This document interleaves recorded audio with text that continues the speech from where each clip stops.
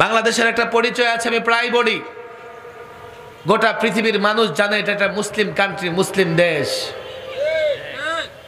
এই দেশের পরিচয় বদলে দেবার চেষ্টা করা হয়েছে। বাংলাদেশের মোড়ে মোড়ে, একেবারে গ্রাম থেকে নিয়ে শুরু করে শহর পর্যন্ত সর্বত্র ভাস্কর্যের নামে মূর্তি স্থাপন করে দেশটাকে মূর্তির দেশ পরিণত করবার চেষ্টা করা হয়েছে। ঢাকার শহর মসজিদের শহর। আরে ঢাকা ইউনিভার্সিটি, কোন পত্তলিকের বাপদাদা ঢাকা ইউনিভার্সিটির জায়গা দেয় নাই। একজন মুসলিম নবাব ঢাকা ইউনিভার্সিটির জায়গা দিয়েছে। ইসলাম প্র্যাকটিস করতেন সেই নবাব। এমন একটা নবাব যে জায়গা দিয়েছে, সেই জায়গায় তুমি 360 মূর্তি প্রতিস্থাপন করেছো। কোন লালন, কোন বয়াতি, কোন ফকির, কোন নাট্যকার, কোন সমকামী ঢাকা ইউনিভার্সিটির জায়গা দেয় নাই। তোমরা যুবকরা আলেমদের বিরোধিতা করো বলে আমরা প্রতিবাদ করতে পারি না। তোমরা যদি আলেমদের পক্ষে থাকতে, যে মুসলিম নবাব ঢাকা ইউনিভার্সিটির জায়গা দিয়েছিল, তার ভেতরে একটা মূর্তি থাকতে পারতো না। আমরা বিরোধিতা করি তোমাদের ঈমান হেফাজত করবার জন্য, তোমরা আমাদের মাথায় বাড়ি বাড়ো। মূর্তির সামনে নত হবা, ঈমান থাকবে? আমরা তোমাদের ঈমানের পাহারা দেই, আর তোমাদের কাছে আমাদের ইজ্জত জান নিরাপদ নয়। কেন? তোমার নেতা একটা বলে দিয়েছে, তোমার দল একটা বলে দিয়েছে। অনেক কথা আমাদেরকে বলা হলো, নরেন্দ্র মোদীকে স্বাগত জানান। আমরা বললাম না, এমন একটা কসাইকে স্বাগত জানাতে পারবো না। বলে কি কেন পারবেন না? রাষ্ট্রীয় অতিথি, প্রতিবেশী রাষ্ট্রের প্রধানমন্ত্রী রাষ্ট্রীয় প্রোগ্রামে আসতেছে, কেন পারবো না? আমি একাধিকবার এই কথা বলেছি। আমি যখন তার চেহারার দিকে তাকাই, তো আমি দেখি তার দাঁতে এবং তার হাতে গুজরাটের নিরীহ মুসলমান ভাই বোনদের রক্ত লেগে আছে। আমি কেন এমন একটা সাম্প্রদায়িক জঙ্গি উগ্রবাদীকে স্বাগত জানাবো? তোমরা কেনই বা তাকে রাষ্ট্রীয় অতিথি করতে চাও? তোমরা করো, তোমাদের ক্ষমতার লোভ আছে, কিন্তু শান্তিকামী মানুষ তো তাকে স্বাগত জানাবে না। অনেক কথা, এগুলো আমার কাছ থেকে শুনতে হবে না। জাতীয় দৈনিক খুলে দেখেন আপনারা, অসংখ্যবার এই মোদি নামা জাতীয় পত্রিকাগুলো প্রকাশ এবং প্রচার করেছে। আমি নিজ থেকে বানিয়ে একটা কথাও বলিনি, একাধিকবার নিউজ হয়েছে। 400 বৎসরের পুরনো বাবরি মসজিদকে শহীদ করে দিয়ে এই মোদি সরকার সেখানে রাম মন্দির বানিয়েছে। রাম মন্দির বানিয়েছে তো একটা অপরাধ করেছে।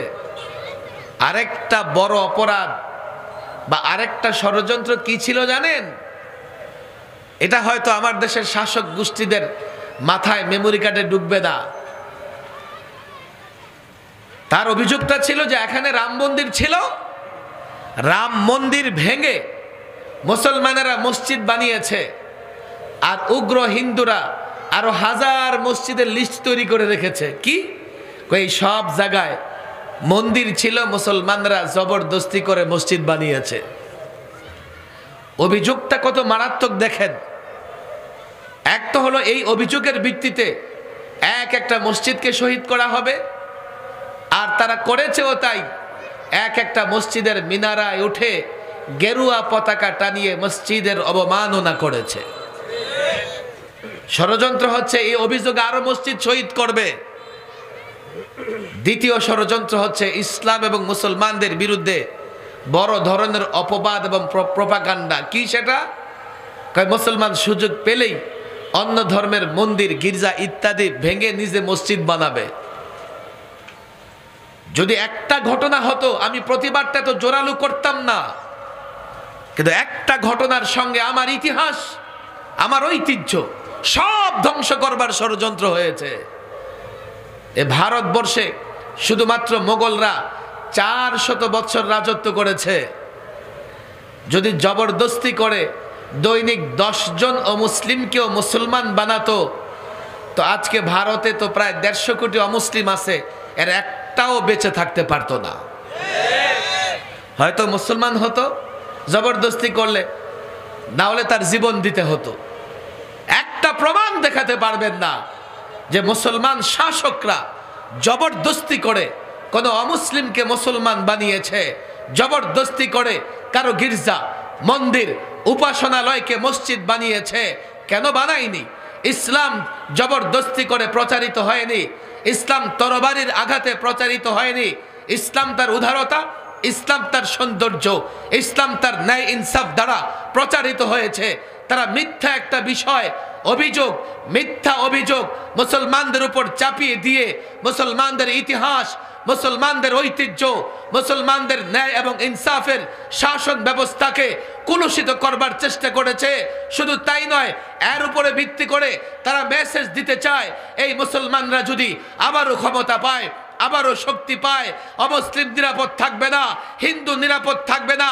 আমি যখন দেখছি এক বাবরি মসজিদকে কেন্দ্র করে হাজারো মসজিদ নিয়ে ষড়যন্ত্র, এক বাবরি মসজিদকে কেন্দ্র করে মুসলমানদের ইতিহাস ঐতিহ্য নিয়ে কথা বলবার দুঃসাহস দেখিয়েছে, আমি তো দেখছি ভবিষ্যতে এই অভিযোগ এনে মুসলমানদেরকে সংকীর্ণ জায়গায় নিয়ে যাবে, মুসলমানদেরকে দমন করবার চেষ্টা করা হবে, মুসলমানদের জঙ্গিবাদী সাম্প্রদায়িক বলে মুসলমান রাষ্ট্রে আক্রমণ করা হবে।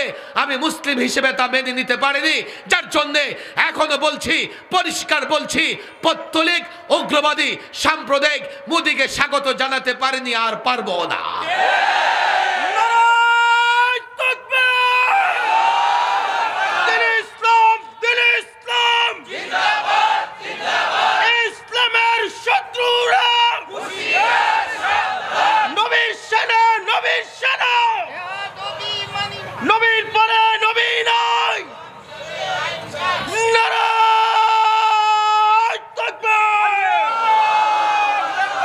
আমি যুবকদেরকে বলি, শোনো শোনো, এক তো মসজিদ ভাঙতেছে, আবার তোমার যে একটা সোনালী অতীত আছে, সেই সোনালী অতীতটাকে জঙ্গিবাদ, সন্ত্রাসবাদ প্রমাণ করার চেষ্টা করতেছে। তিন ভবিষ্যতে তোমার ঘাড় ধরবে, এই বলে তুমি জঙ্গি, তুমি সন্ত্রাস, তুমি সুযোগ পাইলে অমুসলিমদের মন্দির ভাঙবে, গির্জা ভাঙবে, তোমার টুটি চেপে ধরবে। একটা ঘটনার সঙ্গে কতটা ষড়যন্ত্র। আমি তো পরিষ্কার বলি, যদি এই যুবকরা না বুঝে তোমাদের বলি, 5 আগস্ট তোমরা দেখেছো, বাংলাদেশে আইন শৃঙ্খলা বাহিনী ছিল না, থানাগুলো খালি পড়া ছিল, থানাগুলোতে আগুন জ্বলতে ছিল। অমুসলিমরা নিরাপদ, নিঃসন্দেহে তারা নিরাপদ থাকবে, নিরাপদ থাকবে। কেন জানো? কেন জানো? কেন জানো? প্রত্যেকটা উপাসনালয় টুপি দাড়িওয়ালারা পাহারা দিয়েছে। তারপরেও যদি তোমরা মনে করো টুপি দাড়িওয়ালারা ক্ষমতা পেলে আবার সংখ্যালঘুদের উপর টর্চার হবে, সংখ্যালঘু নির্যাতিত হবে, এটাই তাদের ধোঁকা, এটাই তাদের ষড়যন্ত্র। পরিষ্কার বলে দেই, 53 বছরের বাংলাদেশে আমি তো স্পষ্ট বলি, সংখ্যালঘুরা, অমুসলিমরা অতীতে যতটা ভালো ছিল, টুপি দাড়ির বলারা যদি ক্ষমতায় যায় তার চাইতে বেশি ভালো থাকবে। এটা আমার থিওরি না, বাস্তবতা, বাস্তবতা। এগুলো আমাদের বিরুদ্ধে প্রপাগান্ডা চালে। আমি তো বলি, আমাদের এক উপদেষ্টা সাহেব বলেছেন জঙ্গিবাদকে ওনারা প্রশ্রয় দিবেন না। আমিও বলি প্রশ্রয় দেওয়ার দরকার নাই। তবে ভয়ের কারণ হচ্ছে কি, অতীতে আমরা বারবার দেখেছি জঙ্গিবাদের নামে টুপি দাড়িওয়ালাদের হয়রানি করা হয়েছে। জঙ্গিবাদের নামে মাদ্রাসার শিক্ষার্থীদের গ্রেফতার করে তাদেরকে জঙ্গি সন্ত্রাসী বানানোর ষড়যন্ত্র করা হয়েছে। এটা পশ্চিমাদের ষড়যন্ত্র, এটা পশ্চিমাদের ইনভেস্ট বাংলাদেশে। তারা টুপি দাড়িওয়ালাদের দমাবার জন্য নানা রকমের ষড়যন্ত্র করে। এর একটা বড় ষড়যন্ত্র হলো এই টুপি দাড়িওয়ালাদের জঙ্গি বানিয়ে জাতির সামনে পেশ করা। অনেক কথা, ব্যথার জায়গা অনেক। আমরা নরেন্দ্র মোদীকে স্বাগত জানাতে পারিনি। আমরা বাংলাদেশে 2012-তে যে শিক্ষা নীতিমালা প্রণয়ন হয়েছে আমরা তা মানতে পারিনি। এই যুবকরা বুঝে নেয়, হুজুর কেন শিক্ষা নীতিমালা মানবেন না, শিক্ষা পাঠ্যক্রম কেন মানবেন না, শিক্ষা সিলেবাস কেন মানবেন না। আমরা বলেছি, দেখো, যে শিক্ষা সিলেবাস, শিক্ষা পাঠ্যক্রম সাজানো হয়েছিল, এতে করে তোমার সন্তান ইসলাম ইমান নিয়ে বাঁচতে পারবে না। পর্যায়ক্রমে কি করা হলো? মুসলিম লেখকদের লেখা বাদ, সাহাবাদের জীবনী বাদ, নবীদের জীবনী বাদ, তাদের বড় বিজ্ঞানী, বিকৃত মস্তিষ্কের অধিকারী ডারউইনের মতবাদ খুব পছন্দ হয়েছে। ডারউইনিজম, অর্থাৎ মানুষ বানর থেকে সৃষ্টি, এই ষড়যন্ত্রের মাধ্যমে আমাদেরকে বানরের সন্তান বানানোর ষড়যন্ত্র তারা করেছে। আমি তো বলি আমরা আদম সন্তান, আল্লাহ আমাদের সম্মানিত করেছেন, আমরা বানর থেকে তৈরি নই, বানরের সৃষ্টি নই। তোমরা যারা তোমাদের যাদের জন্ম পার্কে, নদী নালায়, ডোবায়, খাল বিলে, তোমরা তালাশ করে দেখো তোমাদের জন্মের পেছনে বানরের অবদান আছে না নাই? আমরা কেন বানরের বাচ্চা হতে যাব? এরপরে নিয়ে আসছে ট্রান্সজেন্ডার। কি ট্রান্সজেন্ডার? কি ট্রান্সজেন্ডার হচ্ছে আপনি মনে মনে ভাবলেই নারী, আবার মনে মনে ভাবলেই পুরুষ। আরে নারী পুরুষ তো মনের সঙ্গে সম্পর্ক নয়, নারী পুরুষের সম্পর্ক জন্মের সঙ্গে। যে পুরুষ হিসেবে জন্ম নিছে কিয়ামত পর্যন্ত ঘষলেও নারী হতে পারবে না। এগুলো সমকামিতাকে প্রমোট করবার জন্য ষড়যন্ত্র হয়েছে, আমরা এগুলো মানতে পারি নাই। আরে যুবক, তোমাদের ঈমান হেফাজতের জন্য, আমাদের সন্তানেরা তো আমাদের সহবতে থেকে, আমাদের নেগরানিতে থেকে, আমাদের তত্ত্বাবধানে থেকে এগুলো বুঝে ফেলবে। কিন্তু তুমি তো কোরআন হাদিস বুঝো না, তোমার বাচ্চার ঈমান কেমনে হেফাজত হবে? তুমি তো ব্যস্ত, চিন্তা করার সুযোগ পাও না, তোমার ঈমান কেমনে হেফাজত হবে? আমরা বলেছি তোমাদের ঈমান হেফাজতের জন্যে, আর তোমরা আমাদের উপর লাঠিপেটা করেছো। আর জাতিকে আমরা যেহেতু কথা বলি তোমাদের সামনে, যাতে তোমাদের এই কথাগুলো বলতে না পারি, ধরো জেলের ভেতরে বড়, জেলের ভেতরে ভরেও তারা শান্তিতে নাই। জেলের ভেতরে ফাঁসির ছেলে এক এক আলেমকে 24 ঘন্টা তালাবদ্ধ করে রাখতো। ইয়া আইয়ুহাল্লাযীনা আমানু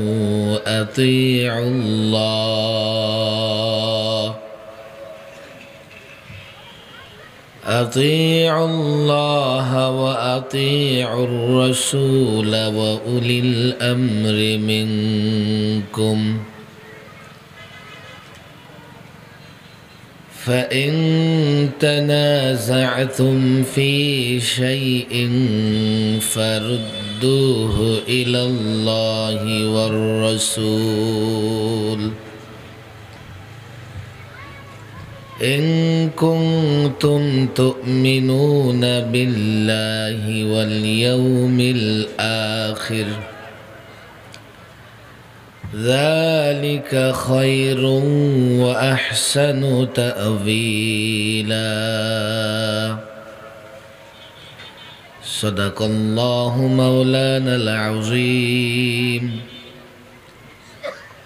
وصدق رسوله النبي الكريم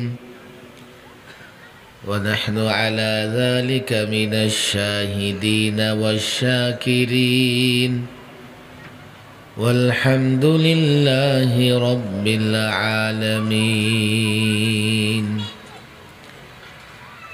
اللهم صل على محمد وعلى آل محمد كما صليت على إبراهيم وعلى آل إبراهيم إنك حميد مجيد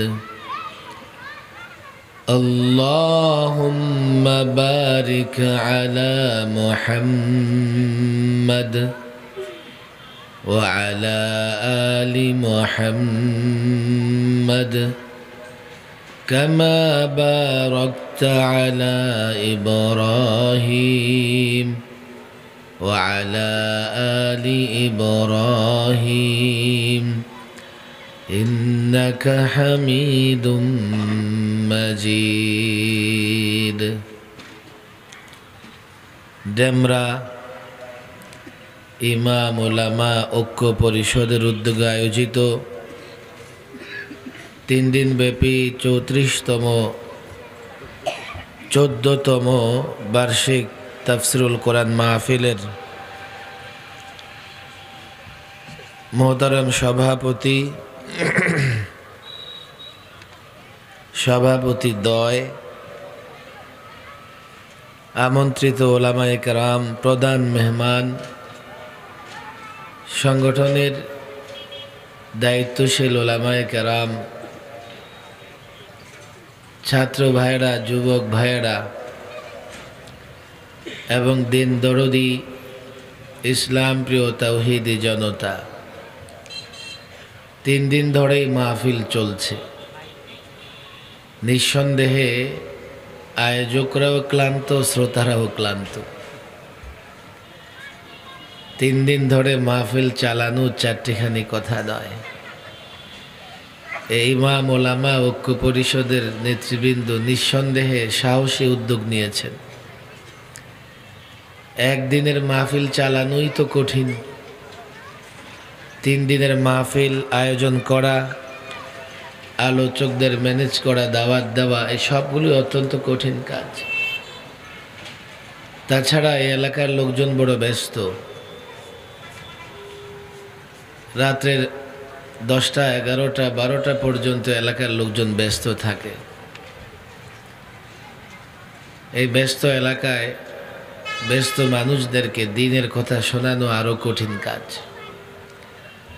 মানুষ দুনিয়ার জন্য এতটা সময় দিতে পারে, অথচ সে যদি দুনিয়ার বাদশাহীও পেয়ে যায়, তারপরেও 60-70 বৎসরের বেশি রাখতে পারবে না। ক্ষণস্থায়ী জীবনের ক্ষণিকের রাজত্বের জন্যে, ক্ষণিকের ভালো থাকবার জন্যে মানুষ এতটা সময় দেয়, পরকালে অফুরন্ত সময় ভালো থাকবার জন্যে এর সিকিভাগ সামান্য একটু সময় দিতেও প্রস্তুত নয়। তারপরে আমি অনুরোধ করব, এই যে ইমাম ওলামায়ে কেরামে আয়োজন করেছেন, এই আয়োজন সাধারণ কোনো মাহফিলের মতো নয়। কেন জানেন? ইমাম ওলামা ঐক্য পরিষদে এমন অনেক আলেম আছেন যাদের জন্য বাংলাদেশে এমন মাহফিল সাজানো হয়। ওনারা যখন কোনো মাহফিলের আয়োজক হচ্ছেন, নিঃসন্দেহে এই মাহফিলের নানা রকমের বৈশিষ্ট্য আছে। এই জন্য আমি অনুরোধ করব,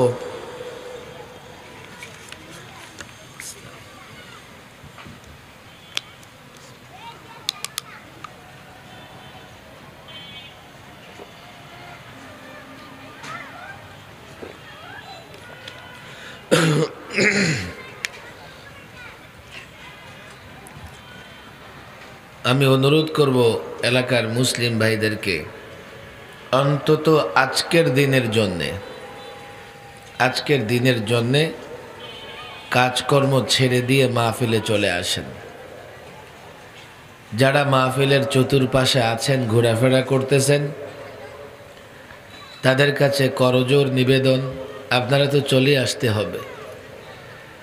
যদি প্যান্ডেলের কাছাকাছি এসেও বসার তৌফিক না হয়, বুঝতে হবে আপনারা শয়তানের ষড়যন্ত্রের শিকার।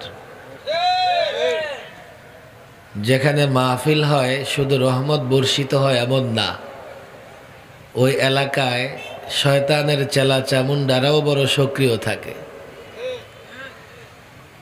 শায়াতিন মিনাল জিন্নি ওয়াল ইনস, শুধু শয়তান নয়, মানবরূপী কিছু শয়তানও থাকে।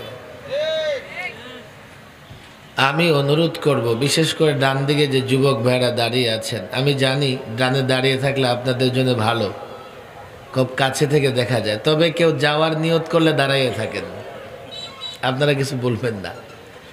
মাহফিলে অনেকে যুবকদেরকে বললে যুবকরা নারাজ হয়ে চলে যায়, বলে কি হুজুর ভাল লাগে না দাঁড়ায় আছি, যান মাহফিল শুনলাম না।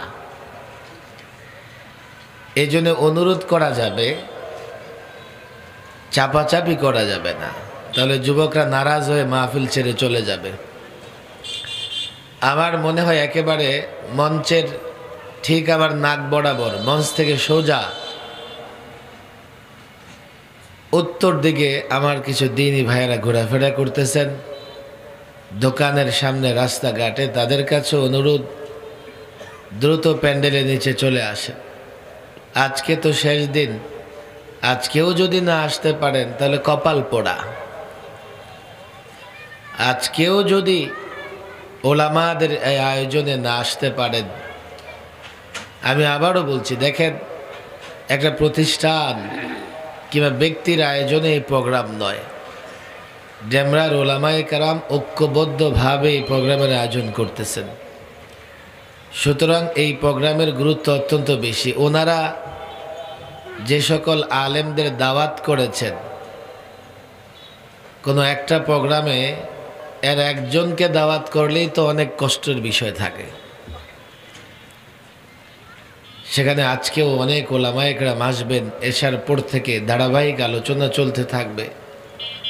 আল্লাহ তাবারক ওয়া তাআলা অত্র এলাকার অন্তত মাইকের আওয়াজ যত দূর যায় প্রত্যেকটা মুসলমান পুরুষকে মাহফিলে আসার তৌফিক দান করুন। সকলে বলেন আমিন। কোরআনুল কারীমের যেহেতু তাফসিরুল কোরআন মাহফিল, সূরাতুন নিসার 59 নম্বর আয়াত আমি তেলাওয়াত করেছি। মূলত এই আয়াতের উপরে আলোচনা করা প্রাসঙ্গিক।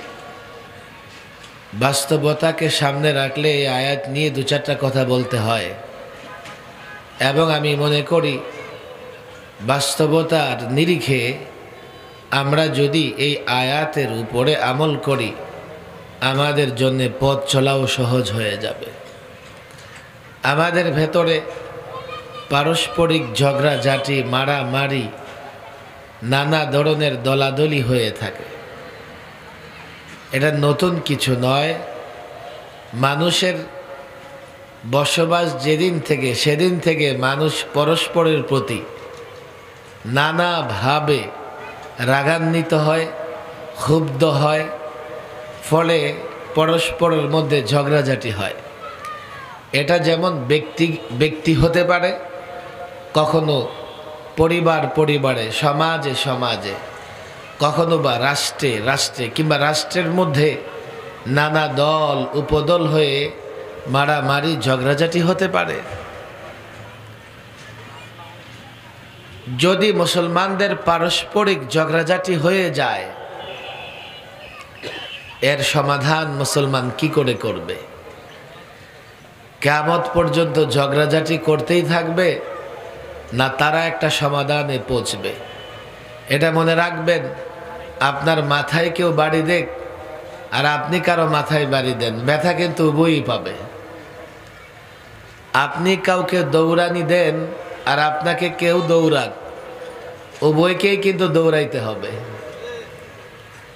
এজন্য তো বলা হয়, কাউকে দৌড়ানি দিলে নিজেও পিছে পিছে দৌড়াইতে হয়। সামনের ব্যক্তিটা একা দৌড়ায় না, আপনাকেও কি করতে হবে? পেছনে পেছনে দৌড়াইতে হবে। ঝগড়াঝাঁটি যখন হয় তো উভয়েরই শান্তি বিনষ্ট হয়। যার সঙ্গে ঝগড়া করে তারও শান্তি নষ্ট হয়, যে ঝগড়া করে যদিও সে জিতে যায় তার ভেতরেও এক ধরনের অশান্তি কাজ করে। কিয়ামত পর্যন্ত মুসলমানদের মধ্যে যদি পারস্পরিক ঝগড়াঝাঁটি হয়ে যায়, বিবাদ লেগে যায়, এর একটা সমাধানের পথ খুঁজে বের করতে হবে। বর্তমানে কিন্তু আমরা নানাভাবে এই ঝগড়াঝাঁটির নানা দৃশ্য আমরা দেখি। রাজনৈতিক দল পরস্পরে ঝগড়া করে, আবার সরকার এবং জনগণের ভেতরে ঝগড়া হয়। আবার দেখি দাওয়াত ও তাবলীগের মতো নিরীহ কাজের মধ্যেও দু গ্রুপে ঝগড়া লেগে যায়। এই ঝগড়া করতে করতে আবার একদল সীমা লঙ্ঘন করে ফেলে। যখন মনে করে আমাকে জিততেই হবে, আমি হক হই আর বাতিল, আমাকে জিততেই হবে, তাকে আমি পরাজিত করবই, একটা সময় এতটা সীমালঙ্ঘন সে করে ফেলে, ইসলামের সীমারেখার ভেতরেও সে থাকতে পারে না। মানুষের পারস্পরিক হিংসা, বিদ্বেষ, হাসাদ যখন চরম আকার লাভ করে, তখন মানুষ আর সিরাতে মুস্তাকিমে থাকতে পারে না, তখন মানুষ আর সীমারেখার, ইসলামের সীমারেখার ভেতরে থাকতে পারে না। ওই জেতার চরম মানসিকতা তাকে সীমানা ছাড়া করে ফেলে, এবং একটা সময় গিয়ে সে আর মনুষ্যত্ব তার ভেতরে কাজ করে না, মানুষের ভেতরে থাকে না। পশু যতটা হিংস্র হয়, সে ততটা হিংস্র হয়ে তার প্রতিদ্বন্দ্বী প্রতিপক্ষের উপরে আক্রমণ করে বসে। যেহেতু ক্ষতি উভয়ের, সেহেতু উভয়কে মিলেই সমাধানের পথ বের করতে হবে। যেহেতু উভয়কেই আল্লাহর কাছে দণ্ডায়মান হওয়া লাগবে, সেহেতু সমাধান বের করতে হবে। না হলে এই দুনিয়ার সাময়িক বিজয়, এটা বিজয় নয়। তার প্রত্যেকটা কর্মকাণ্ডের জবাব অবশ্যই তাকে আল্লাহর কাছে দিতে হবে। সূরা নিসারে আয়াত আল্লাহ তাবারক ওয়া তাআলা কি বলেছেন? ইয়া আইয়ুহাল্লাযীনা আমানু আতিউল্লাহ,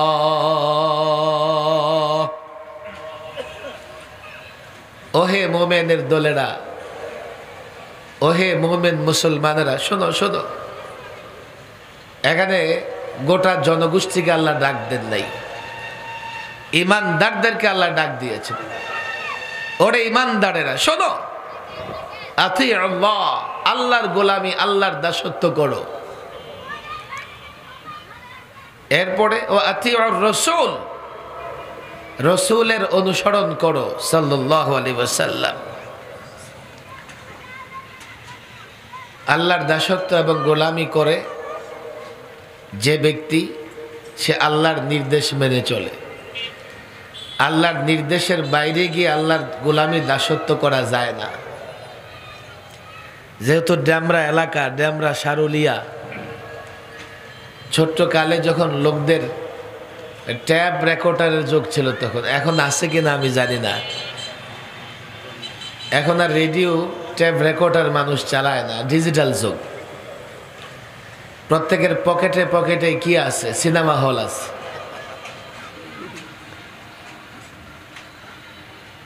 গ্রামের মানুষ যখন ট্যাপ রেকর্ডার চালাইতো বা ট্যাপ রেকর্ডে ক্যাসেট ইত্যাদি লাগিয়ে শুনতো, ড্যামরার নামটা শুনে নাই এমন কেউ নাই।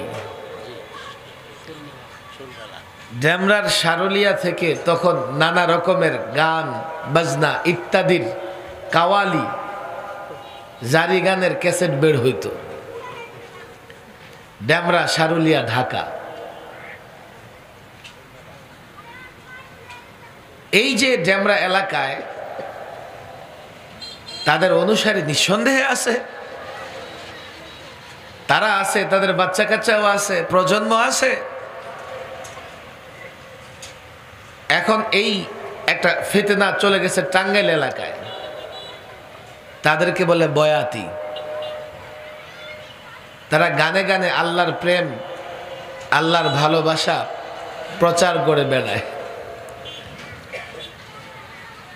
আল্লাহর গোলামি এবং দাসত্বের জন্য কিতাবুল্লাহ, আল্লাহর কিতাব, আল্লাহর কালাম, কোরআন ও কারীম মেনে চলতে হবে। কোরআনের নির্দেশনার বাইরে কেউ যদি মনে করে সে আল্লাহকে মহাব্বত করে, নিঃসন্দেহে সে মুনাফিক। আয়াতের উপরে বিস্তারিত ব্যাখ্যায় গেলে তো রাত শেষ হয়ে যাবে, আমি আমার প্রসঙ্গে ফিরতে পারবো না। 2 নম্বর, কার অনুসরণ করো? রসুলের অনুসরণ করো। আতিউর রাসূল। এখানেও একটু ঝামেলা আছে। একদল আছে রসুলের অনুসরণের খুব স্লোগান দেয়, রসুলকে মহাব্বতের, ভালোবাসার বড় দাবিদার তারা। রসুলের অনুসরণ করতে হলে সুন্নাহকে মেনে চলতে হবে।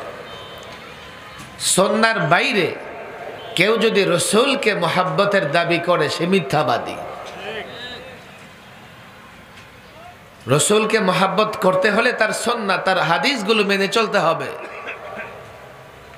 সুন্নাহ যদি কেউ মেনে চলে, তারপরে যদি সে দাবি করে যে আমি রসুলকে মহাব্বত করি, সে সত্যিকার অর্থেই রসুলকে মহাব্বত করে। 3, ওয়া উলিল আমরি মিনকুম। কিতাবুল্লাহ, আল্লাহর কিতাবে সব কিছু বিস্তারিত বর্ণিত নয়। কিছু বিষয় এমন হবে যে বিস্তারিত আপনাকে তালাশ করতে হলে, খুঁজতে হলে কিতাবুল্লাহ, আল্লাহর কিতাব, কোরআনের ব্যাখ্যা, হাদিসের দিকে রুজু করতে হবে।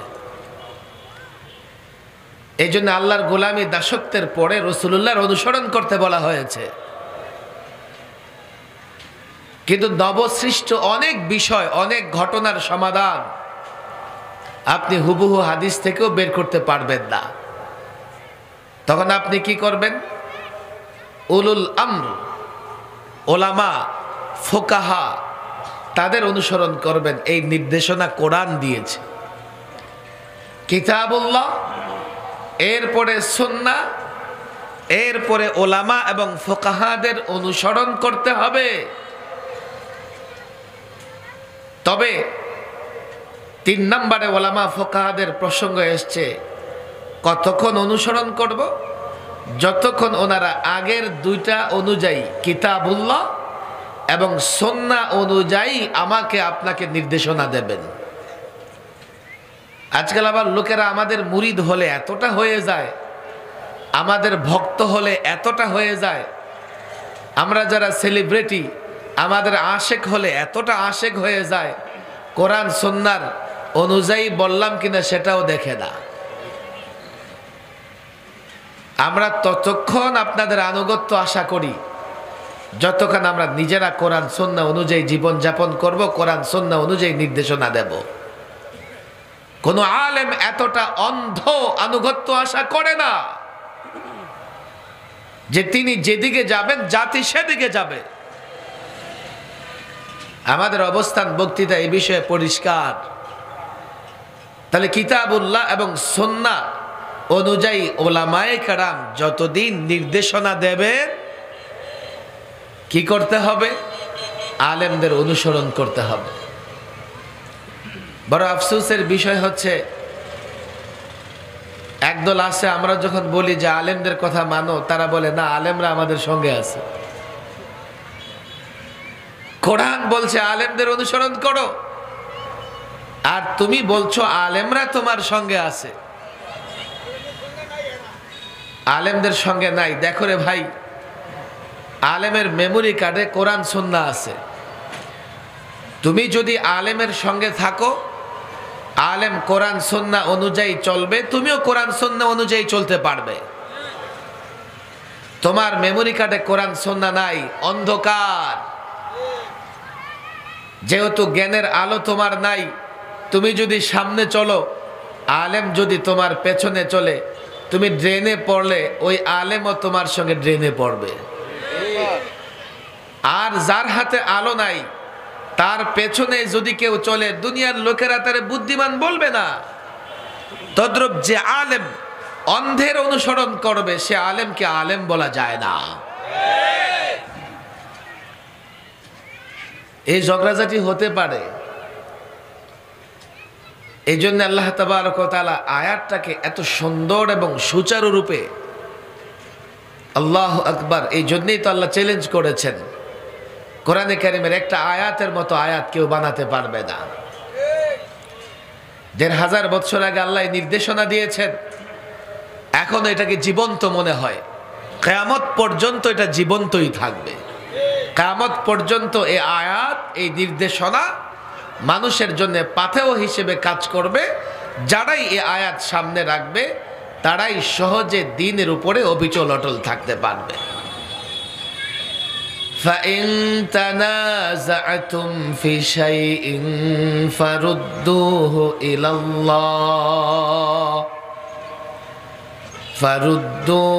إِلَى اللَّهِ وَالرَّسُولِ। ঝগড়া হতে পারে। এই আয়াতের ব্যাখ্যা যেহেতু আমি ওলামা এবং ফোকাহা নিয়েছি, উলুল আমরের ব্যাখ্যায় খেয়াল করেন, ঝগড়া হলে বলা হয়েছে আল্লাহ রসুলের দিকে যাও। তখন কিন্তু একথা বলে নাই যে ওলামাদের দিকে যাও। খেয়াল করবেন,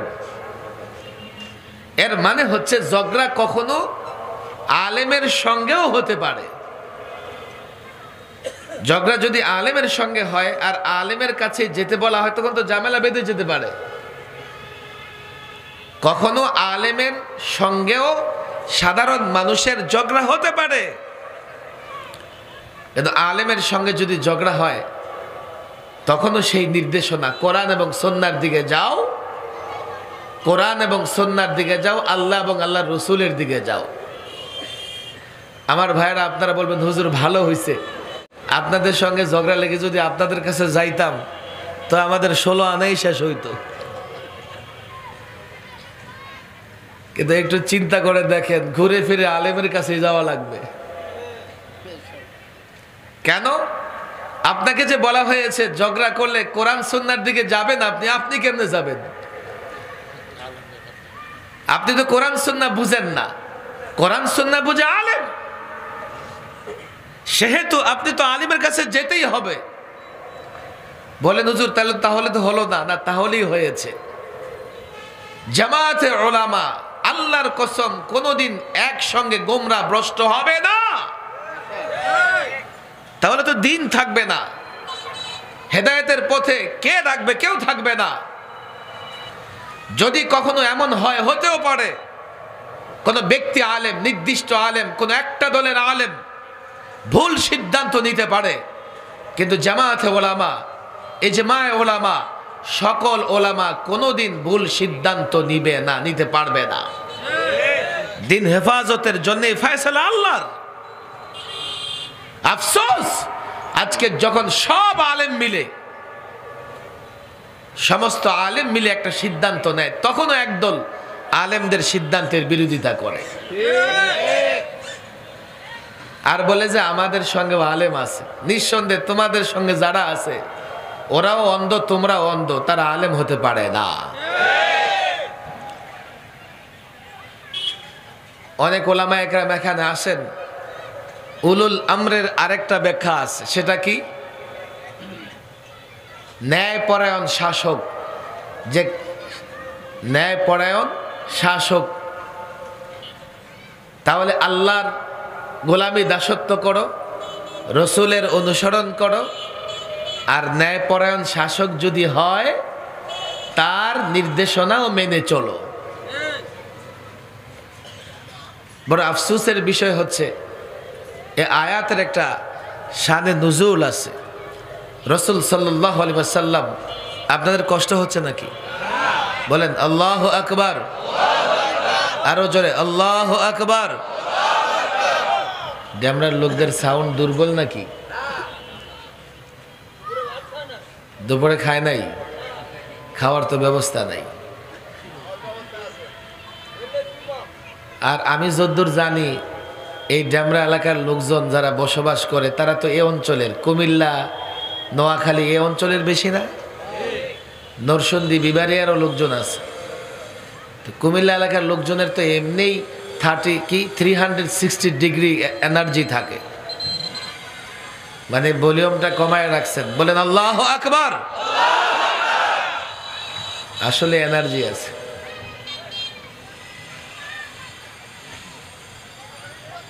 খেয়াল করেন, বোঝার চেষ্টা করেন।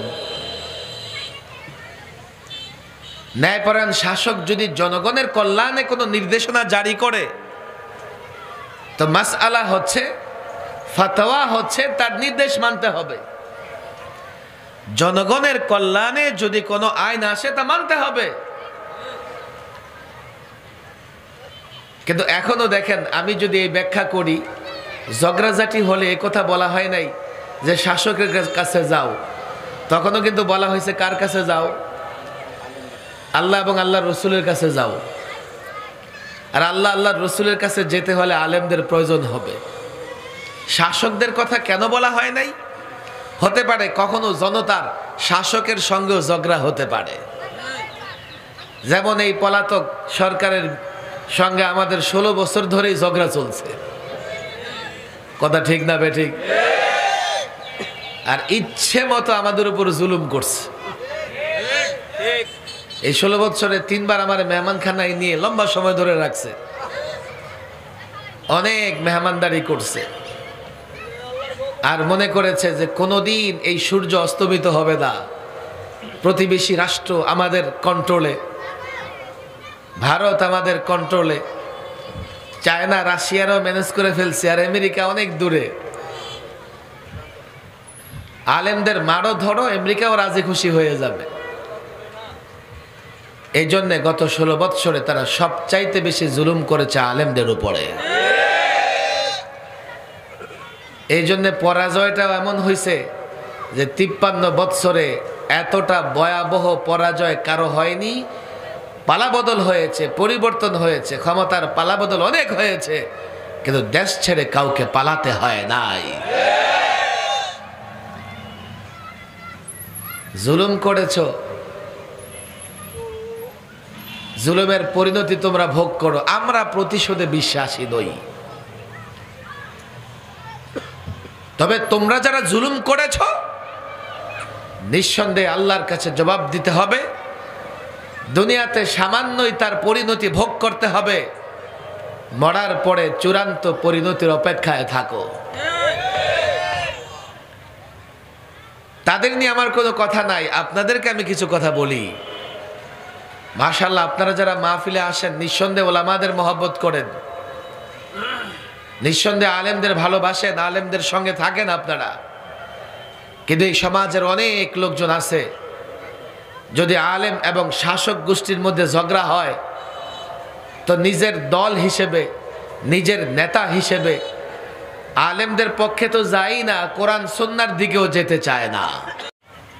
আমি তাদেরকে বলি, দেখো শাসকের সঙ্গে যখন ওলামাদের ঝগড়া হয়, হতেই পারে, হতেই পারে সব শাসকরা ন্যায়পরায়ণ হয় এমন না, আর ফেরাউন একেবারেই বিদায় নিয়ে গেছে এমন নয়।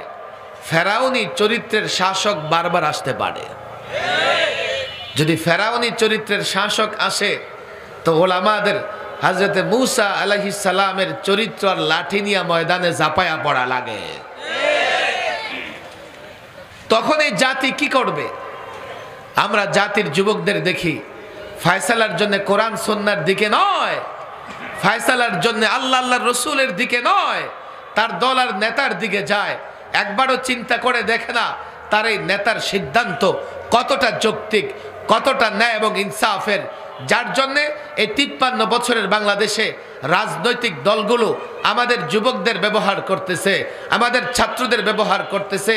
তারাও একটা নোটের কারণে ব্যবহৃত হচ্ছে। আমি তো প্রায় বলি, একটা নোটে ব্যবহৃত হচ্ছ, অথচ তুমি কিন্তু জানো না একটা নোট তোমার ভেতরে, তোমার উপরে ইনভেস্ট করে তোমার রক্ত চুষে হাজারো নোট সে উপার্জন করছে। পরিসংখ্যান তো স্পষ্ট। এই পরিসংখ্যান আমি মৌলভী সাহেবের নয়, মিডিয়াতে নানান সময় পরিসংখ্যান বের হয়েছে।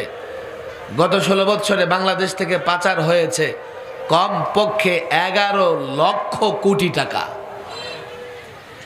যেই টাকা বাংলাদেশ থেকে 16 বছরে পাচার হয়েছে, এই টাকা দিয়ে গোটা বাংলাদেশটাকে অন্তত 3 বছর চালানো যাইত।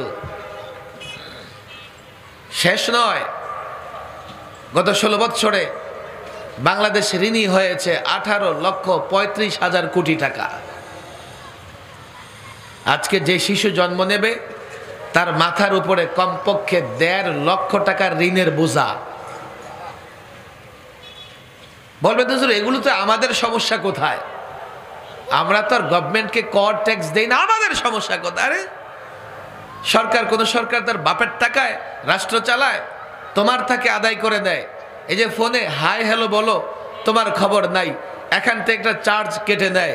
তুমি জানো, তুমি কি জানো এই যে বাসে উঠো, তুমি তো মনে করো টাকাটা বাস ড্রাইভারকে দাও, বাস ড্রাইভারকে টাকা দাও, বাস ড্রাইভার ওই বাসের রেজিস্ট্রেশন করে বাসের বৎসর শেষে ট্যাক্স দেয়, নানাভাবে টাকা তার থেকেও গভর্নমেন্টের কাছে দেয়। মনে করো বাস ড্রাইভার টোল দেয়, জানো বাস ড্রাইভার টোল দিলে সেই টোলটা কোথায় যায়?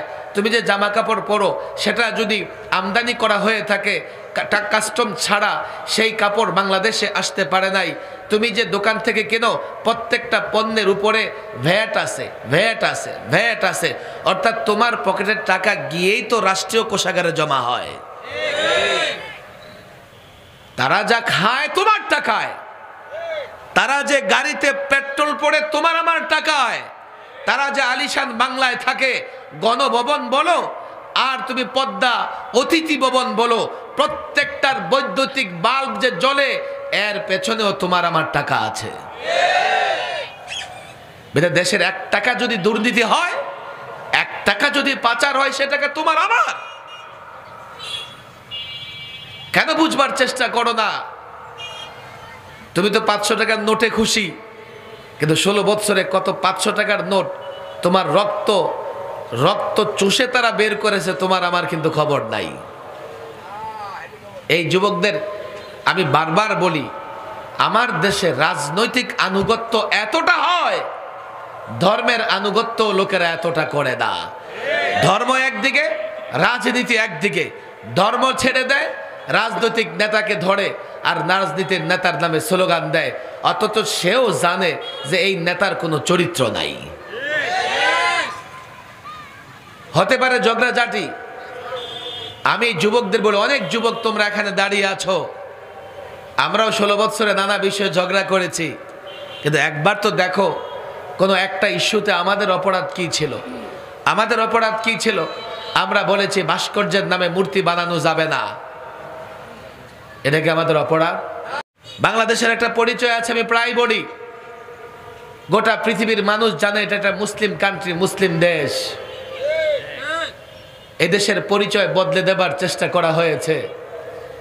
বাংলাদেশের মোড়ে মোড়ে, একেবারে গ্রাম থেকে নিয়ে শুরু করে শহর পর্যন্ত সর্বত্র ভাস্কর্যের নামে মূর্তি স্থাপন করে দেশটাকে মূর্তির দেশ পরিণত করবার চেষ্টা করা হয়েছে।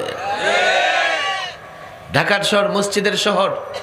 আরে ঢাকা ইউনিভার্সিটি, কোনো পত্তলিকের বাপদাদা ঢাকা ইউনিভার্সিটির জায়গা দেয় নাই। একজন মুসলিম নবাব ঢাকা ইউনিভার্সিটির জায়গা দিয়েছে। ইসলাম প্র্যাকটিস করতেন সেই নবাব, এমন একটা নবাব যে জায়গা দিয়েছে, সেই জায়গায় তুমি 360 মূর্তি প্রতিস্থাপন করেছো। কোনো লালন, কোনো বয়াতি, কোনো ফকির, কোনো নাট্যকার, কোনো সমকামী ঢাকা ইউনিভার্সিটির জায়গা দেয় নাই। তোমরা যুবকরা আলেমদের বিরোধিতা করো বলে আমরা প্রতিবাদ করতে পারি না। তোমরা যদি আলেমদের পক্ষে থাকতে, যে মুসলিম নবাব ঢাকা ইউনিভার্সিটির জায়গা দিয়েছিল, তার ভেতরে একটা মূর্তি থাকতে পারতো না। আমরা বিরোধিতা করি তোমাদের ঈমান হেফাজত করবার জন্য, তোমরা আমাদের মাথায় বাড়ি বাড়ো। মূর্তির সামনে নত হবা, ঈমান থাকবে? আমরা তোমাদের ঈমানের পাহারা দেই, আর তোমাদের কাছে আমাদের ইজ্জত জান নিরাপদ নয়। কেন? তোমার নেতা একটা বলে দিয়েছে, তোমার দল একটা বলে দিয়েছে। অনেক কথা আমাদেরকে বলা হলো, নরেন্দ্র মোদীকে স্বাগত জানান। আমরা বললাম না, এমন একটা কসাইকে স্বাগত জানাতে পারবো না। বলে কি কেন পারবেন না? রাষ্ট্রীয় অতিথি, প্রতিবেশী রাষ্ট্রের প্রধানমন্ত্রী রাষ্ট্রীয় প্রোগ্রামে আসতেছে, কেন পারবো না? আমি একাধিকবার এই কথা বলেছি। আমি যখন তার চেহারার দিকে তাকাই, তো আমি দেখি তার দাঁতে এবং তার হাতে গুজরাটের নিরীহ মুসলমান ভাই বোনদের রক্ত লেগে আছে। আমি কেন এমন একটা সাম্প্রদায়িক জঙ্গি উগ্রবাদীকে স্বাগত জানাবো? তোমরা কেনই বা তাকে রাষ্ট্রীয় অতিথি করতে চাও? তোমরা করো, তোমাদের ক্ষমতার লোভ আছে, কিন্তু শান্তিকামী মানুষ তো তাকে স্বাগত জানাবে না। অনেক কথা, এগুলো আমার কাছ থেকে শুনতে হবে না। জাতীয় দৈনিক খুলে দেখেন আপনারা, অসংখ্যবার এই মোদি নামা জাতীয় পত্রিকাগুলো প্রকাশ এবং প্রচার করেছে। আমি নিজ থেকে বানিয়ে একটা কথাও বলিনি, একাধিকবার নিউজ হয়েছে। 400 বৎসরের পুরনো বাবরি মসজিদকে শহীদ করে দিয়ে এই মোদি সরকার সেখানে রাম মন্দির বানিয়েছে। রাম মন্দির বানিয়েছে তো একটা অপরাধ করেছে, আরেকটা বড় অপরাধ বা আরেকটা ষড়যন্ত্র কি ছিল জানেন? এটা হয়তো আমার দেশের শাসক গোষ্ঠীদের মাথায় মেমোরি কার্ডে ঢুকবে না। তার অভিযোগটা ছিল যে এখানে রাম মন্দির ছিল, রাম মন্দির ভেঙে মুসলমানেরা মসজিদ বানিয়েছে, আর উগ্র হিন্দুরা আরো হাজার মসজিদের লিস্ট তৈরি করে রেখেছে। কি এই সব জায়গায় মন্দির ছিল, মুসলমানরা জবরদস্তি করে মসজিদ বানিয়েছে। অভিযোগটা কত মারাত্মক দেখেন। এক তো হলো এই অভিযোগের ভিত্তিতে একটা মসজিদকে শহীদ করা হবে, আর তারা করেছেও তাই। একটা মসজিদের মিনারায় উঠে গেরুয়া পতাকা টানিয়ে মসজিদের অবমাননা করেছে। ষড়যন্ত্র হচ্ছে এই অভিযোগে আরো মসজিদ শহীদ করবে। দ্বিতীয় ষড়যন্ত্র হচ্ছে ইসলাম এবং মুসলমানদের বিরুদ্ধে বড় ধরনের অপবাদ এবং প্রপাগান্ডা। কি সেটা? মুসলমান সুযোগ পেলেই অন্য ধর্মের মন্দির, গির্জা ইত্যাদি ভেঙে নিজে মসজিদ বানাবে। যদি একটা ঘটনা হতো, আমি প্রতিবাদটা তো জোরালো করতাম না, কিন্তু একটা ঘটনার সঙ্গে আমার ইতিহাস, আমার ঐতিহ্য সব ধ্বংস করবার ষড়যন্ত্র হয়েছে। এ ভারতবর্ষে শুধুমাত্র মোগলরা 400 বছর রাজত্ব করেছে। যদি জবরদস্তি করে দৈনিক 10 জন অমুসলিমকেও মুসলমান বানাতো, তো আজকে ভারতে তো প্রায় 150 কোটি অমুসলিম আছে, এর একটাও বেঁচে থাকতে পারতো না।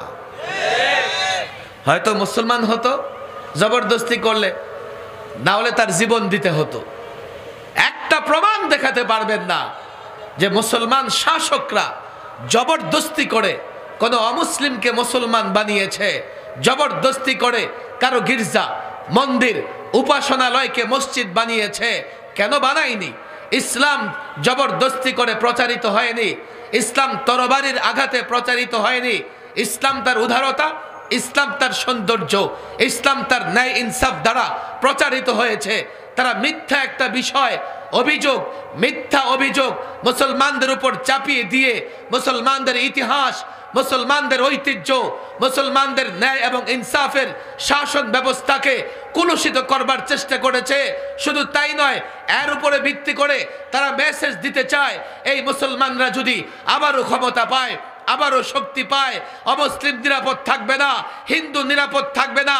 আমি যখন দেখছি এক বাবরি মসজিদকে কেন্দ্র করে হাজারো মসজিদ নিয়ে ষড়যন্ত্র, এক বাবরি মসজিদকে কেন্দ্র করে মুসলমানদের ইতিহাস ঐতিহ্য নিয়ে কথা বলবার দুঃসাহস দেখিয়েছে, আমি তো দেখছি ভবিষ্যতে এই অভিযোগ এনে মুসলমানদেরকে সংকীর্ণ জায়গায় নিয়ে যাবে, মুসলমানদেরকে দমন করবার চেষ্টা করা হবে, মুসলমানদের জঙ্গিবাদী সাম্প্রদায়িক বলে মুসলমান রাষ্ট্রে আক্রমণ করা হবে। আমি মুসলিম হিসেবে তা মেনে নিতে পারিনি, যার জন্যে এখনো বলছি, পরিষ্কার বলছি, পৌত্তলিক উগ্রবাদী সাম্প্রদায়িক মোদিকে স্বাগত জানাতে পারিনি, আর পারবো না।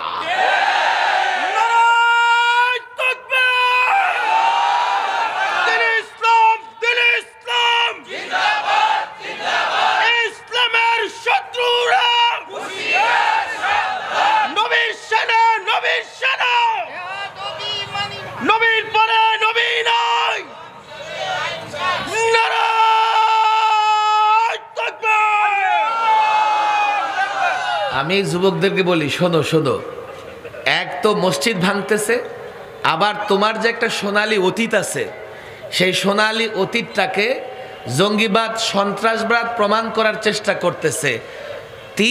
তিন ভবিষ্যতে তোমার ঘাড় ধরবে, এই বলে তুমি জঙ্গি, তুমি সন্ত্রাস, তুমি সুযোগ পাইলে অমুসলিমদের মন্দির ভাঙবে, গির্জা ভাঙবে, তোমার টুটি চেপে ধরবে। একটা ঘটনার সঙ্গে কতটা ষড়যন্ত্র। আমি তো পরিষ্কার বলি, যদি এই যুবকরা না বুঝে তোমাদের বলি, 5 আগস্ট তোমরা দেখেছো, বাংলাদেশে আইন শৃঙ্খলা বাহিনী ছিল না, থানাগুলো খালি পড়া ছিল, থানাগুলোতে আগুন জ্বলতে ছিল। অমুসলিমরা নিরাপদ, নিঃসন্দেহে তারা নিরাপদ থাকবে, নিরাপদ থাকবে। কেন জানো? কেন জানো? কেন জানো? প্রত্যেকটা উপাসনালয় টুপি দাড়িওয়ালারা পাহারা দিয়েছে। তারপরেও যদি তোমরা মনে করো টুপি দাড়িওয়ালারা ক্ষমতা পেলে আবার সংখ্যালঘুদের উপর টর্চার হবে, সংখ্যালঘু নির্যাতিত হবে, এটাই তাদের ধোঁকা, এটাই তাদের ষড়যন্ত্র। পরিষ্কার বলে দেই, 53 বছরের বাংলাদেশে আমি তো স্পষ্ট বলি, সংখ্যালঘুরা, অমুসলিমরা অতীতে যতটা ভালো ছিল, টুপি দাড়ির বলারা যদি ক্ষমতায় যায় তার চাইতে বেশি ভালো থাকবে। এটা আমার থিওরি না, বাস্তবতা, বাস্তবতা। এগুলো আমাদের বিরুদ্ধে প্রপাগান্ডা চালে। আমি তো বলি, আমাদের এক উপদেষ্টা সাহেব বলেছেন জঙ্গিবাদকে ওনারা প্রশ্রয় দিবেন না। আমিও বলি প্রশ্রয় দেওয়ার দরকার নাই। তবে ভয়ের কারণ হচ্ছে কি, অতীতে আমরা বারবার দেখেছি জঙ্গিবাদের নামে টুপি দাড়িওয়ালাদের হয়রানি করা হয়েছে। জঙ্গিবাদের নামে মাদ্রাসার শিক্ষার্থীদের গ্রেফতার করে তাদেরকে জঙ্গি সন্ত্রাসী বানানোর ষড়যন্ত্র করা হয়েছে। এটা পশ্চিমাদের ষড়যন্ত্র, এটা পশ্চিমাদের ইনভেস্ট বাংলাদেশে। তারা টুপি দাড়িওয়ালাদের দমাবার জন্য নানা রকমের ষড়যন্ত্র করে। এর একটা বড় ষড়যন্ত্র হলো এই টুপি দাড়িওয়ালাদের জঙ্গি বানিয়ে জাতির সামনে পেশ করা। অনেক কথা ব্যথার জায়গা অনেক, আমরা নরেন্দ্র মোদীকে স্বাগত জানাতে পারিনি। আমরা বাংলাদেশে 2012-তে যে শিক্ষা নীতিমালা প্রণয়ন হয়েছে আমরা তা মানতে পারিনি। এই যুবকরা বুঝে নেয় হুজুর কেন শিক্ষা নীতিমালা মানবেন না, শিক্ষা পাঠ্যক্রম কেন মানবেন না, শিক্ষা সিলেবাস কেন মানবেন না। আমরা বলেছি দেখো, যে শিক্ষা সিলেবাস শিক্ষা পাঠ্যক্রম সাজানো হয়েছিল এতে করে তোমার সন্তান ইসলাম ইমান নিয়ে বাঁচতে পারবে না। পর্যায়ক্রমে কি করা হলো, মুসলিম লেখকদের লেখা বাদ, সাহাবাদের জীবনী বাদ, নবীদের জীবনী বাদ, তাদের বড় বিজ্ঞানী বিকৃত মস্তিষ্কের অধিকারী ডারউইনের মতবাদ খুব পছন্দ হয়েছে, ডারউইনিজম অর্থাৎ মানুষ বানর থেকে সৃষ্টি। এই ষড়যন্ত্রের মাধ্যমে আমাদেরকে বানরের সন্তান বানানোর ষড়যন্ত্র তারা করেছে। আমি তো বলি আমরা আদম সন্তান, আল্লাহ আমাদের সম্মানিত করেছেন, আমরা বানর থেকে তৈরি নই, বানরের সৃষ্টি নই। তোমরা যারা তোমাদের যাদের জন্ম পার্কে, নদী নালায়, ডোবায়, খাল বিলে, তোমরা তালাশ করে দেখো তোমাদের জন্মের পেছনে বানরের অবদান আছে না নাই? আমরা কেন বানরের বাচ্চা হতে যাব? এরপরে নিয়ে আসছে ট্রান্সজেন্ডার। কি ট্রান্সজেন্ডার? কি ট্রান্সজেন্ডার হচ্ছে আপনি মনে মনে ভাবলেই নারী, আবার মনে মনে ভাবলেই পুরুষ। আরে নারী পুরুষ তো মনের সঙ্গে সম্পর্ক নয়, নারী পুরুষের সম্পর্ক জন্মের সঙ্গে। যে পুরুষ হিসেবে জন্ম নিছে কিয়ামত পর্যন্ত ঘষলেও নারী হতে পারবে না। এগুলো সমকামিতাকে প্রমোট করবার জন্য ষড়যন্ত্র হয়েছে, আমরা এগুলো মানতে পারি নাই। আরে যুবক, তোমাদের ইমান হেফাজতের জন্য আমাদের সন্তানেরা তো আমাদের সহবতে থেকে, আমাদের নেগরানিতে থেকে, আমাদের তত্ত্বাবধানে থেকে এগুলো বুঝে ফেলবে। কিন্তু তুমি তো কোরআন হাদিস বুঝো না, তোমার বাচ্চার ইমান কেমনে হেফাজত হবে? তুমি তো ব্যস্ত, চিন্তা করার সুযোগ পাও না, তোমার ইমান কেমনে হেফাজত হবে? আমরা বলেছি তোমাদের ইমান হেফাজতের জন্যে, আর তোমরা আমাদের উপর লাঠিপেটা করেছো। আর জাতিকে আমরা যেহেতু কথা বলি তোমাদের সামনে, যাতে তোমাদের এই কথাগুলো বলতে না পারি, ধরো জেলের ভেতরে বড়, জেলের ভেতরে ভরেও তারা শান্তিতে নাই। জেলের ভেতরে ফাঁসির ছেলে এক আলেমকে 24 ঘন্টা তালাবদ্ধ করে রাখত। জেলখানায় ওলামাদের উপরে যে টর্চার, এক আলেম 2 থেকে 2.5 মাস পর্যন্ত রিমান্ডে ছিল। এখনো রাতের বেলায় ঘুমাইলে মাঝে মধ্যে আতঙ্কে অস্থির হয়ে যাই। রিমান্ডে শুধু গায়ে পরিহিত কাপড় ছাড়া আর কিচ্ছু নেওয়া যায় না। আপনি খালি ফ্লোরে বসে থাকবেন, ঘুমাবেন কেমনে? তো মাঝে মধ্যে খুব বেশি ঘুমের চাপ আসলে ওই যে পানি ভর্তি বোতলটা মাথার নিচে দিয়ে ঘুমানোর চেষ্টা করা হতো। পানির বোতলে যে র্যাক ছিল, 1 ঘন্টা 1.5 ঘন্টা ঘুমানোর পরে দেখা যেত পানির বোতলের দাগগুলো মাথায় বসে গেছে। শুধুমাত্র জনগণকে আমাদেরকে জনগণ থেকে আমাদেরকে বিচ্ছিন্ন করবার জন্য এইভাবে জেলে বন্দি করে রেখেছে। জনগণ থেকে তো বিচ্ছিন্ন রেখেছো, কিন্তু আল্লাহ থেকে বিচ্ছিন্ন রাখতে পারো নাই। এখনো জেলের দেয়ালে কান লাগায় দেখো। আমি তো বলি, এই যে 2600 আলেম মাদ্রাসার ছাত্র টুপি দাড়িওয়ালাকে গ্রেফতার করে জেলখানায় বন্দি করে রেখেছো, জানো না 12টার পরে এক কামরা থেকে কান্নার আওয়াজ ভেসে আসতো। কোন আলেম, কোন মাদ্রাসার ছাত্র হাফেজে কোরআন শেষ রাতে উঠে দাঁড়ায় তেলাওয়াত করতে থাকতো আর কান্না করতে থাকতো। কেউ রুকুতে পড়ে কান্না করতেছে, কেউ সেজদায় পড়ে কান্না করতেছে। তোমরা ভাবো নাই তোমাদের এমন পরিণতি হবে। তোমরা তো মনে করেছো ক্ষমতা চলবে, আপা গেলে আপার বোন আসবে, আপার বোন চলে গেলে আপার ছেলে আসবে, আপার মেয়ে আসবে, সালতানাত কিয়ামত পর্যন্ত রাজত্ব চলতে থাকবে। তোমরা জানো নাই আলেমদের সেই কান্না দুনিয়ার মানুষের কানে না গেলেও আল্লাহ নিঃসন্দেহে শুনেছেন। এই জন্যে তোমাদের পরিণতি হয়েছে এমন। এখনো আমি মনে করি তোমরা পরিপূর্ণ আল্লাহর গজব দেখো নাই। আল্লাহর কসম করে বলি, অতীত বর্তমান এটা তো সামান্যই, ভবিষ্যৎ এমন আসতেছে। আল্লাহর কসম করে বলি 5ই আগস্টে আল্লাহর গজবে তোমাদের পতন হয়েছে। এতটা গজব সামনে অপেক্ষা করতেছে, এই জমিনে তোমাদের নাম নেওয়ার মতো কেউ থাকবে না। অপেক্ষা করতে থাকো। আমরা প্রতিশোধে বিশ্বাসী নই। জুলুম যা করেছো, আলেমদের উপরে জুলুম যা করেছো, এই যাত্রাবাড়ি আপনাদের কাছে হাফেজ খায়রুল ইসলাম, তাকে গ্রেফতার করে এক পুলিশ অফিসার তার বুকে পা দিয়া বলতেছে তোর আল্লাহ কোথায়, আল্লাহ কোথায়, এখন তালাশ কর আল্লাহ কোথায়। এতটা জুলুম আলেমদের উপরে করেছে। এরপরও আমরা তোমাদের হেদায়েতের প্রত্যাশা করি, কিন্তু হেদায়েতের পথ পরিহার করে, তওবার পথ পরিহার করে আবার যদি ফেসিবাদের পক্ষ নিয়ে ময়দানে ঝাঁপিয়ে পড়বার চেষ্টা করো, আবার যদি ফেসিবাদের পক্ষ নিয়ে ষড়যন্ত্র করো, আল্লাহর কসম করে বলি 5ই আগস্ট পরিবর্তনের সূচনা মাত্র। এই পরিবর্তন দরকার ছিল, তবে চূড়ান্ত পরিবর্তন অপেক্ষা করছে।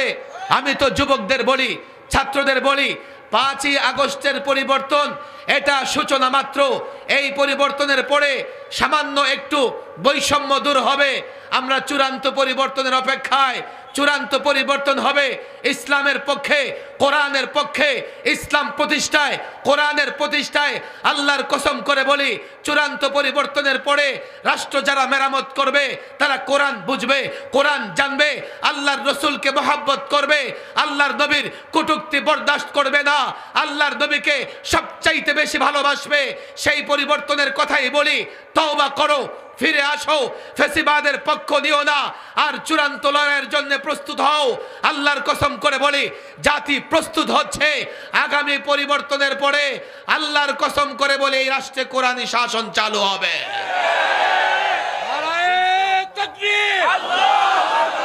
ইসলামের শত্রুরা হুঁশিয়ার, সাবধান! ইসলামের শত্রুরা হুঁশিয়ার, সাবধান! নারে তাকবীর! ঝগড়াঝাটি হলে কোরআন সুন্নাহ আল্লাহ আল্লাহর রসুলের দিকে ফিরে যেতে হবে। কথা ঠিক না বেঠিক? সবাই কিন্তু যাবে না,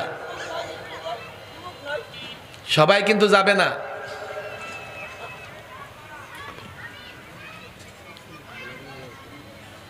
আল্লাহ এটা জানতেন যে সব যাবে না, এই জন্য একটু কঠোর বাক্য আল্লাহ উচ্চারণ করেছেন। কি? ফাইন তানাযাআতুম ফি শাইইন ফারুদ্দুহু ইলাল্লাহি ওয়ার রাসূল। ঠিক আছে, যাবে, আমার নির্দেশ এটা, কিন্তু কখন যাবে? ইন কুনতুম তুমিনুনা বিল্লাহি ওয়াল ইয়াউমিল আখির। যদি তুমি আল্লাহ এবং পরকালে বিশ্বাসী হও, তখনই তুমি ঝগড়াঝাটির সমাধানের জন্য কোরআন সুন্নাহর দিকে যাবে। ভালো করে বুঝবেন। তাহলে ঝগড়াঝাটির সমাধানের জন্য কেউ যদি কোরআন সুন্নাহর দিকে না যায়, তার ভেতরে আল্লাহর বিশ্বাস আছে, পরকালের বিশ্বাস আছে, কথা বলা যাবে? বলো হুজুর কেন বলা যাবে না? সে তো বলতেছে যে আল্লাহ এবং পরকালকে বিশ্বাস করে, মুখে বলতেছে। যদি সে সমাধানের জন্য কোরআন সুন্নাহর পথে হাঁটতে না পারে, সে একটা মুনাফিক। আমি এই যুবকদের বলবো, এখন মার্কেট থেকে একটা বাংলা কোরআন কারীমের অনুবাদ নিয়ে যাও, রোমে যাও, গিয়ে দেখো। যদি মুসলমান সত্যিকার অর্থে হও, আল্লাহ এবং পরকালে বিশ্বাসী হও, তো তুমি নিঃসন্দেহে তোমার ফয়সালার জন্য কোরআন এবং সুন্নাহর দিকে যাবে। হুজুর গেলাম, ফায়দা কি? আল্লাহু আকবার! ফায়দা কি? এটা আল্লাহ বর্ণনা করে দিয়েছে। যালিকা খায়রুন ওয়া আহসানু তা'বীলা। যদি আল্লাহ আল্লাহ রসুলের দিকে যাও, যালিকা খায়র, খায়র, খায়র, এটা উত্তম, এটা উত্তম। ওয়া আহসানু তা'বীলা, শুধু উত্তম নয়, এর পরিণামও ভালো, ফলাফলও ভালো। এর ফলাফলও ভালো। বর্তমান প্রসঙ্গে আমি দাওয়াত ও তাবলীগের সাথীদের বলবো, দেখো রে ভাই, গোটা আলেমরা একদিকে, তোমরা অন্যদিকে। কোরআন সুন্নাহর দিকে যাও, আর তোমরা যেতেও পারবে না আলেম ছাড়া। বলবে হুজুর আপনাকে পছন্দ হয় না, সমস্যা নাই, সব আলেম তোমরা ধারণা করতে পারো সাখাওয়াত সাহেব ভ্রষ্ট হয়ে গেছে, কিন্তু সব আলেম কোনোদিন সিরাতে মুস্তাকিম থেকে সরবে না, এটা আল্লাহর বিধান, নিজাম। আমাকে পছন্দ হয় না, যাও আরেক আলেমের কাছে যাও। কিন্তু সব আলেমকে বাদ দিয়া দিল্লির একজন মাওলানার আনুগত্য করবে, এটা তো এই জমিনে ফিতনা আর বিশৃঙ্খলা ছাড়া আর কিছুই না। বলে হুজুর আমির মানতে হবে না, ওরা একটা বিষয় বুঝছে, আমির ছাড়া কেমনে চলবে। আল্লাহ মাফ করুন, ঠিক আছে আমির লাগবে তো বানাও, গ্রহণযোগ্য পদ্ধতিতে আমির বানাও। শরীয়তে আমির বানানোরও তো পথপন্থা আছে। একজন মানুষ অটো আমির হয়ে যাবে এই বিধান তো শরীয়তে নাই। আমি প্রায় বলি এ কথা, মাওলানা সাদ সাহেব চাইলে এক মুহূর্তে তাবলীগের সমস্যা সমাধান হয়ে যাবে। আপনি বিশ্বের ওলামাদের হাতে দায়িত্ব দিয়ে দেন যে আপনারা কি করেন, আমির বানান, শুরা বানান, আমি এই পথ থেকে সরে গেলাম, 1 মিনিটের মধ্যে দাওয়াত ও তাবলীগের কাজে আর কোনো ঝামেলা থাকবে না।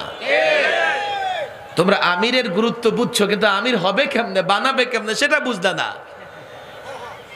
ইমারত নিয়ে গন্ডগোল হলে আমিরের জন্য উচিত ছিল, হক স্বঘোষিত আমির, অটো আমির, তার জন্য উচিত ছিল ইমারত নিয়ে দাওয়াত ও তাবলীগে বিভক্ত, আমি ছেড়ে দিলাম ইমারত, আমি ছেড়ে দিলাম ইমারত, দাওয়াত ও তাবলীগের কাজ চলো। তার যদি দাওয়াত ও তাবলীগের কাজের প্রতি এতটুকু মহাব্বত থাকতো, সে বলতো ইমারতের কারণে কেন দাওয়াত ও তাবলীগে মারামারি হবে। আজকে বাংলাদেশের দুই গ্রুপটা এতটা মুখোমুখি অবস্থানে হয়ে গেছে, নানা জায়গায় মারামারি হয়েছে, আবার নানা জায়গায় মারামারি হতেও পারে মারামারি। ওলামা একরাম আমাদের দাওয়াত ও তাবলীগের সাথীরা সোহরাবর্দিতে লক্ষ লক্ষ জমায়েত হয়েছে হাতে তাসবিহ নিয়ে, আর ওরা দেখলাম কয়েক হাজার মানুষ জমায়েত হয়েছে, তাও লাঠি লইয়া। আমি দুই গ্রুপকেই বলি, ভাইরে মারামারি করা যাবে না। আল্লাহ তো আমাদের বিধান দিয়েছেন, ফয়সালার পথ দিয়ে রেখেছেন, কেন কোরআন সুন্নাহর দিকে যাই না, কেন আলেমদের দিকে তোমরা যাও না, কেন আলেমদের দিকে না গেলে তোমরা কিসের দাওয়াত ও তাবলীগ করবা। দাওয়াত ও তাবলীগ তবে ইসলামের, আর ইসলাম তো আলেমরা বুঝে, ডাক্তার ইঞ্জিনিয়ার বুঝে না। হ্যাঁ, আমার বাড়ি নির্মাণ করার কাজে আমি ইঞ্জিনিয়ারকে ডাকবো, অসুস্থ হলে ডাক্তারকে ডাকবো, কোর্টে মামলা মোকদ্দমার প্রয়োজন হলে উকিলকে ডাকবো, দিনই বিষয়ে তো আলেমকে ডাকতে হবে। কেন ডাকবো না হুজুর, আপনারা ওয়াজ করে টাকা দেন, আপনারা ইমামতি করে পয়সা দেন, আপনাদের উপার্জন বেশ্যার উপার্জনের চাইতেও নিকৃষ্ট। এই যে শিখাইয়ে দিছে একটা, বাস ওদের চোখে আর আলেম লাগে না, এগুলো শয়তান। আরে ফতোয়া কি তোমরা দিবা না আমরা দিব? ফিতনার মূল হচ্ছে যেদিন থেকে সাদ সাহেব ফতোয়া দেওয়া শুরু করছে, অথচ দাওয়াত ও তাবলীগের নিজামে তো ফতোয়া নাই, ফতোয়া দিবে মুফতি সাহেব। এখন তোমরা ফতোয়া দিয়ে কেন বিশৃঙ্খলা করতেছো? মাদ্রাসায় পড়ায়া ইমামতি করে বেতন ওজিফা নেওয়া জায়েজ আছে না নাই, এই ফতোয়া দিবে উলামায়ে কেরাম। যদি জায়েজ না থাকে আমাকে বলো, কালকে একটা মসজিদ ইমামতির লোক খুঁজে পাওয়া যাবে না, একটা মাদ্রাসায় মুদাররিস পাওয়া যাবে না। একটা সময় ছিল এমন, জনগণ ইমাম বা মুআল্লিমদের বেতন দিতেন না, রাষ্ট্র থেকে দেওয়া হতো। রাষ্ট্র এই কাজগুলো সমাধান করত, রাষ্ট্র ইমাম এবং মুআল্লিমদের বেতন ভাতা দিত। এখন তো রাষ্ট্র দেয় না, ইংরেজ আমল থেকে শুরু হয়ে গেছে। যদি এই জনগণ ইমাম এবং মুআজ্জিন, মুআল্লিম, মুদাররিসকে ওজিফা না দিত, হাদিয়া না দিত, বাংলাদেশে ইসলাম টিকেই থাকতো না। তোমরা যারা আমাদের কথা শুনে দাওয়াতে তাবলীগে আসছো, তোমরাও এই পথে আসতে না, তোমরা ওই পৌত্তলিকতার পথে চলে যেতে। যে আলেমদের সমালোচনা করতেছো, সে আলেমের কথা শুনেই তো দাওয়াত ও তাবলীগে আসছো। আজকে জুবায়ের সাহেব ভালো লাগে না, অথচ কাকরাইলের মোতাবাল্লি, মাদ্রাসার মোতাবাল্লি, তার হাত ধরে দাওয়াত ও তাবলীগে এসছো, অথচ তাকেই ভালো লাগে না। আচ্ছা তাকে ভালো লাগে না, আরো তো মুরব্বী আছে, 6 জন ফয়সাল হচ্ছে আমিরে ফয়সাল, 6 জন 6 জনের সিদ্ধান্তের উপরে কাকরাইল চলতো। এর মধ্যে 2 ইঞ্জিনিয়ার গেলেন একদিকে আর বাকি 4 আলেম গেলেন একদিকে। যদি ফায়সালা এমন হয় যে মোতোয়াল্লির সিদ্ধান্তই সিদ্ধান্ত, তো জুবায়ের সাহেব মোতোয়াল্লি, তার সিদ্ধান্ত তো সিদ্ধান্ত হবে। যদি ফায়সালা তোমরা দুনিয়ার সাধারণ গতিতে ফায়সালা করতে চাও যে কি যেদিকে অধিকাংশ সেদিকে যাবে, তো 4 জন যেদিকে ফায়সালা তো সেদিকে। আবার তোমাদের 2 জনের একজনের ইন্তেকাল হয়ে গেছে, আল্লাহ তাকে মাফ করে দেন, আছে মাত্র একজন কিভাবে 4 জনের মোকাবেলা করো? একটা কঠিন অবস্থায়। আমি বলি 2টা আবেদন আপনাদের কাছে, যদি আমরা দ্বীনি বিষয়েও ঝগড়া করি, আমাকে আলেমদের মাধ্যমেই কোরআন সুন্নাহর দিকে যেতে হবে, আর না হলে নিজেকে আলেম হয়ে যেতে হবে। ঝগড়া যদি শাসক গোষ্ঠীর সঙ্গে হয়, আমি যুবকদের বলি তখনও কাজ সেটাই, কোরআন সুন্নাহর দিকে যাও। আর কোরআন সুন্নাহর দিকে যেতে হলে তোমাকে আলেমের শরণাপন্ন হতে হবে। তবে এই কথা তুমি মনে রেখো, জামাতে ওলামা কখনো পথভ্রষ্ট হবে না। 2-1 জন হতে পারে দুনিয়ার মোহে পড়ে পথভ্রষ্ট হয়ে যাবে, কিন্তু আল্লাহ তাবারক ওয়া তাআলা কিয়ামত পর্যন্ত দিন টিকিয়ে রাখবেন। কিয়ামত পর্যন্ত ওয়ারাসাতুল আম্বিয়া থাকবে, নায়েবে নবী থাকবে, তারা লোকদেরকে সিরাতে মুস্তাকিমে ডাকবে। বিদায় কোনোদিন যদি আলেম বিমুখ হয়ে যাও, তুমি কোরআন জানো না, তুমি সুন্নাহ জানো না, তুমি কিন্তু সুন্নাহ কোরআন না জানবার কারণে ইসলামের পথে চলতে পারবে না। এই জন্য আপনাদের কাছে অনুরোধ, দেখেন অনেক ব্যথা নিয়ে বলতেছি, আমার বিরুদ্ধে নানা রকমের ষড়যন্ত্র। হ্যাঁ, আপনি এত কথা বলেন, বেশি কথা বলেন, বাইরে তোমার কল্যাণের জন্য বলি। তুমি যেইভাবে দিল্লির এতাআত করে বাংলাদেশের লাখো আলেমকে অবজ্ঞা করতেছো, একটা সময় তুমি ইসলামের সীমা রেখা পার হয়ে চলে যাবে। শয়তান তোমাকে ঈমানের সীমা রেখার বাইরে নিয়ে যাবে। 2 নাম্বার, রাজনৈতিক দলের নেতা কর্মী যারা তোমরা আসো, তোমরাও চিন্তা করে দেখো তোমার নেতা যেন তোমার ঈমান ধ্বংস না করে ফেলে। যে কোনো রাজনৈতিক দলের নেতা কর্মী, আমি তোমাদের বলি, তোমাদের নেতা যেন তোমাদের ঈমান ধ্বংস না করে ফেলে, এটা তোমরা মনে রাখবে। আল্লাহ তাবারক ওয়া তাআলা আমাদের সকলকে বিষয়টা বুঝার তৌফিক দান করুন। আজান হয়ে যাচ্ছে, এখনো আজান হবে, নামাজ হবে, আমরা ইনশাআল্লাহ থাকবো, শেষ পর্যন্ত থাকবো। আল্লাহ তৌফিক দান করুন। ওয়া মা তাওফীকি ইল্লা বিল্লাহ ওয়া মা আলাইনা ইল্লাল বালাগ।